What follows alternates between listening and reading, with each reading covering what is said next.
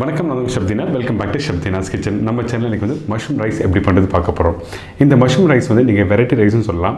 அதே டைமில் வந்து நான் தம் போட்டிருக்கேன். அதாவது இந்த மசாலா ரெடி பண்ணி முடிச்ச பிறகு அந்த ரைஸ் மேலே லேயராக போட்டுட்டு அதுக்கப்புறம் கொஞ்சம் லைட்டாக நெய் போட்டு ஒரு சூப்பரான சில தம் போட்டு உங்களுக்கு கொடுத்துருக்கேன். கண்டிப்பாக வீட்டில் ட்ரை பண்ணி பாருங்கள். ரொம்ப எல்லாருக்கும் பிடிக்கும். இப்போது இந்த ப்ரிப்பரேஷன் தேவையான பொருட்கள் ஃபஸ்ட்டு பார்த்தலாமா?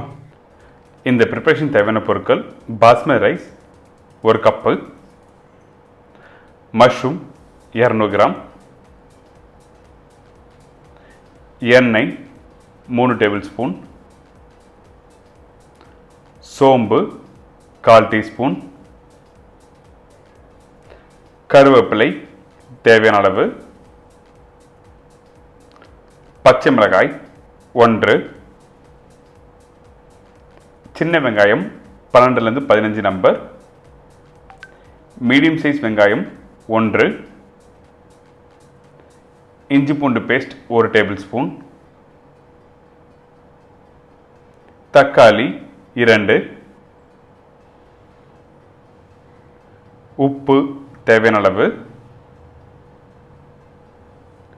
மஞ்சத்தூள் 1/4 டீஸ்பூன், மிளகாய் பவுடர் 1 டீஸ்பூன், கொத்தமல்லி தேவையான அளவு, மிளகு பவுடர் 1/2 டீஸ்பூன், தனியா பவுடர் 2 டீஸ்பூன், நெய் 1 டேபிள் ஸ்பூன், கரம் மசாலா சிறிதளவு. இதாங்க இந்த ப்ரிப்பரேஷன் தேவையான பொருட்கள். இப்போது நம்மக்கிட்ட இருக்க இந்த பாஸ்மதி ரைஸை ஊற வச்சு நம்ம குக் பண்ண போகிறோம். ஸோ அதனால் வந்து ஃபஸ்ட்டு நம்ம என்ன பண்ணுறோம், ஒரு பவுலில் வந்து பாஸ்மதி ரைஸ் ஆட் பண்ணியிருக்கோம். அதுக்கு பிறகு தண்ணி ஆட் பண்ணுறோம். தண்ணி ஆட் பண்ண உடனே நல்லா வாஷ் பண்ணிவிட்டு அதுக்கப்புறம் ஊற வச்சு குக் பண்ணுங்கள். இப்போது இந்த வெசல்ஸில் வந்து தண்ணி வச்சுருக்கேன் பாயில் பண்ணுறதுக்கு தேவையான அளவு. இதில் வந்து கொஞ்சமாக உப்பு, அதுக்கப்புறம் எண்ணெய் ஆட் பண்ணுறோம். எதுக்காக இந்த உப்பும் எண்ணெய் ஆட் பண்ணுறதுனா, உங்களுக்கு வந்து ரைஸ் வந்து சீசனிங் வேணும். அதே டைமில் வந்து எண்ணெய் ஆட் பண்ணுறது உதிரியாக வர்றதுக்காக மட்டும் தான் ஆட் பண்ணுறோம். இந்த பாஸ்மதி ரைஸ் மட்டும் தான் யூஸ் பண்ணணுமா அப்படி கேட்டிங்கன்னா, நீங்கள் வீட்டில் யூஸ் பண்ணுற பச்சரிசி அப்படின்னா புழுங்கல் அரிசி யூஸ் பண்ணலாம் தாராளமாக, ஒன்றும் தவறு இல்லை. நான் பாஸ்மதி ரைஸை வச்சு நான் யூஸ் பண்ணியிருக்கேன். இப்போது இந்த ரைஸ் ரெடி ஆகிடுச்சு. நல்லா பாயில் பண்ணி எடுத்துருங்க. பாயில் பண்ணுற விதம் என்ன, 95% அளவுக்கு நல்லா பாயில் பண்ணி எடுத்துக்கணும். இப்போது அடுப்பை ஆன் பண்ணி ஒரு மண்சட்டி மேலே வைங்க.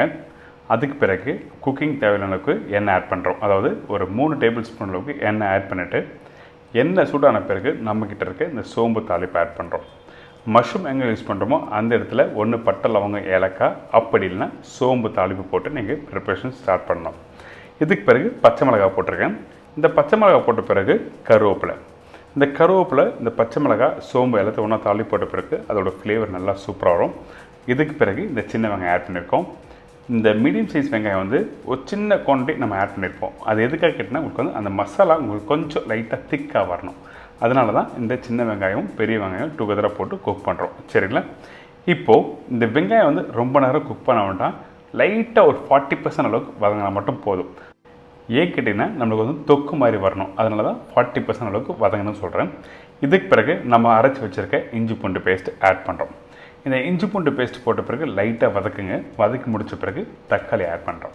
இந்த தக்காளி ஆட் பண்ணும்போது நம்ம என்ன பண்ணோம், கொஞ்சம் தக்காளி பெருசாக கட் பண்ணி ஆட் பண்ணுங்கள். எப்படி சின்ன வெங்காயம் கொஞ்சம் பெருசாக இருக்கோ அதே மாதிரி இந்த தக்காளி பெருசாக கட் பண்ணி ஆட் பண்ணுறோம். அப்போ தான் இந்த ப்ரிப்பரேஷன் குக் பண்ணி முடித்த பிறகு அந்த மசாலா கொஞ்சம் பெருசாக வெங்காயம் தக்காளி தான் தெரியும். அதனால தான் இந்த மாதிரி கட் பண்ணி ஆட் பண்ண சொல்கிறோம். இப்போது உப்பு தேவையான அளவுக்கு ஆட் பண்ணுறோம். உப்பு போட்ட பிறகு நம்மக்கிட்ட இருக்க இந்த மஞ்சத்தூள் ஆட் பண்ணுறோம். இதுக்கு பிறகு கொஞ்சம் லைட்டாக வதக்கிட்டு அதுக்கப்புறம் நம்மக்கிட்ட இருக்க தனியா பவுடர், மிளகாய் பவுடர் எல்லாத்தையும் போட்டு நம்ம குக் பண்ண போகிறோம். தனியா பவுடர் இப்போ ஆட் பண்ணுறோம். எப்போவுமே வந்து இந்த மஷ்ரூம் ப்ரிப்பரேஷன், இந்த பெப்பர் யூஸ் பண்ணுற ப்ரிப்பரேஷன் எல்லாத்துக்கும் வந்து தனியோட அளவு அதிகமாக இருக்கும். பெரும்பாலும் சவுத் இந்தியன் ப்ரிப்பரேஷன் தனியாக தான் அதிகமாக ஆட் பண்ணும். ஏன் கேட்டால் நம்மளோட டேஸ்ட் ஆஃப் அந்த ப்ரிப்பரேஷன் எல்லாமே வந்து நமக்கு அப்படி தான் பிடிக்கும். அதனால தான் தனியா பவுடர் அதிகமாக ஆட் பண்ண சொல்கிறோம்.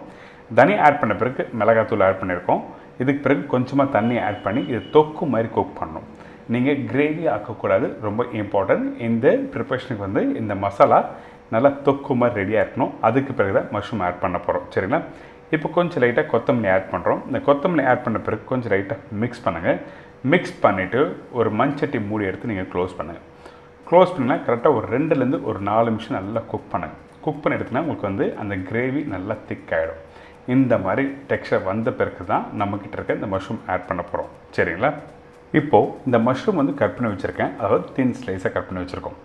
இந்த கட் பண்ணும்போது நம்ம தண்டோட கட் பண்ணி வச்சுருக்கோம். நம்ம நார்மலாக வந்து ஒரு மஷ்ரூம் ப்ரிப்பரேஷன் பண்ணும்போது மேல் தண்டு எடுத்துருப்போம். இந்த மாதிரி ரைஸ் ப்ரிப்பரேஷன், மசாலா ரைஸ் ப்ரிப்பரேஷன்லாம் வந்து தண்டோட போடலாம், ஒன்றும் தவறு இல்லை. இப்போது இந்த மஷ்ரூம் வந்து உடையாமல் கரெக்டாக அந்த மசாலாவோட குக் பண்ணுங்கள். குக் பண்ணி முடித்த பிறகு நம்ம என்ன பண்ணுறோம், ரைஸ் மிக்ஸ் பண்ண போகிறோம். அதுக்கு முன்னாடி தேவையான அளவுக்கு கொஞ்சமாக தண்ணி ஆட் பண்ணுறோம். தண்ணி ஆட் பண்ணி இந்த மஷ்ரூம் வந்து குக் பண்ணுறதுக்கு டைம் பார்த்திங்கன்னா அதிகபட்சம் ஒரு 2 நிமிஷம் தான் ஆகும். ரொம்ப நேரம் குக் பண்ணோண்டா அப்படி குக் பண்ணினா உங்களுக்கு மஷ்ரூம் உடைய ஆரம்பிச்சிடும். அதே டைமில் உங்களுக்கு அந்த டெக்ஸ்சர் மாறும். ஸோ அதனால் தேவையான அளவுக்கு கரெக்டாக தண்ணி ஆட் பண்ணி குக் பண்ணி எடுத்துருங்க. இப்போ பாருங்கள், கரெக்டாக அந்த மசாலா நல்லா வெந்து வந்திருக்கு. இந்த மாதிரி கெட்டி ஆகணும்.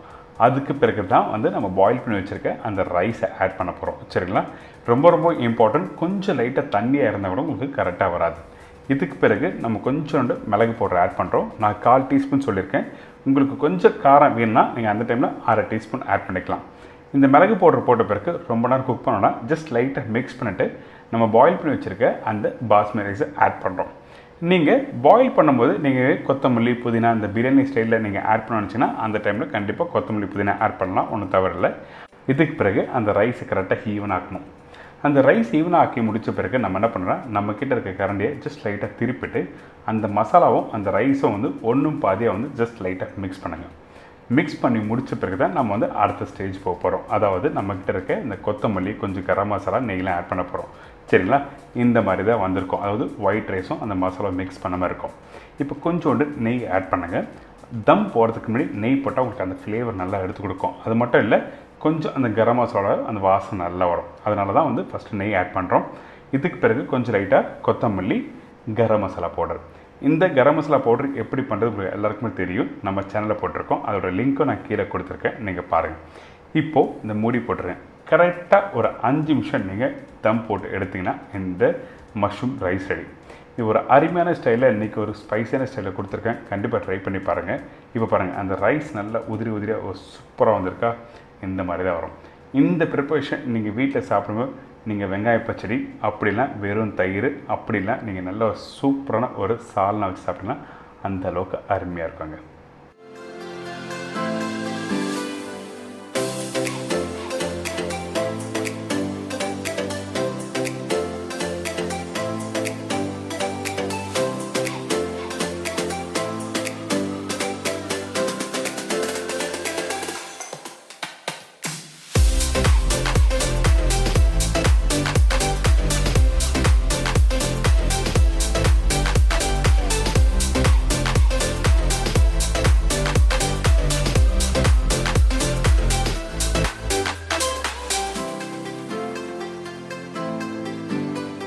ஏன்னாங்க இந்த மஷ்ரூம் ரைஸ் எப்படி பண்ணுறது எல்லாருக்கும் ஈஸியாக தெரிஞ்சிருக்கும். ரொம்ப ஈஸி. நம்ம ரெகுலராக வீட்டில் பண்ணுறது தான். ஆனால் எந்த டைமில் எந்த மசாலா கரெக்டாக யூஸ் பண்ணணும்னு சொல்லிட்டு நீங்கள் சொல்லி கொடுத்துருக்கேன். கண்டிப்பாக ட்ரை பண்ணி பார்த்துட்டு அது ஃபீட்பேக் கொடுங்க.